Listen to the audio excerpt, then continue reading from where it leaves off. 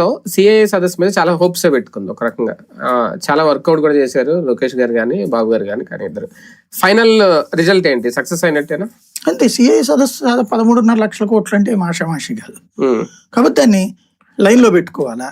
అయితే బాబు గారు చెప్పారు కదా 3.5 ఏళ్ల లోపు వాటిన్నిటి లైన్ లో పెడతారు. ఇలాంటి సదస్సులు జరిగినప్పుడు ముందు వచ్చే ప్రశ్న ఒకటే, ఒప్పందాలు కుదుర్చుకోవడం అనేది వేరు, కుదుర్చుకున్న ఒప్పందాలు ఆచరణలోకి రావడం వేరు. ఇంతమంది ఇన్ని కోట్ల పెట్టుబడులు వస్తున్నాయి, ఇన్ని కంపెనీలు వచ్చినాయి, ఇవన్నీ ఏ ప్రభుత్వం అయినా చెప్పుకుంటది, కానీ తర్వాత చూస్తే అది రిజల్ట్స్ కనిపించదు. ఇప్పుడు అదే సీన్ ఉందా మారుతుంది? అంటే మీడియా ఆలోచన ధోరణి మానవత్వ ధోరణితో కూడిన చర్చ జరగాల్సిన చోట జరగట్లేదు.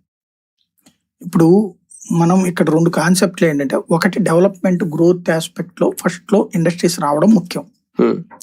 సరే, ఇప్పుడు పెద్ద కంపెనీలు ఇంతకు ముందు వీళ్ళు చేసిన తప్పు ఏంటంటే 14-19లో వస్తానని ముందుకు వచ్చినటువంటి, ఆ రోజు టెంపర్ లో చాలా మంది రావడానికి వచ్చారు.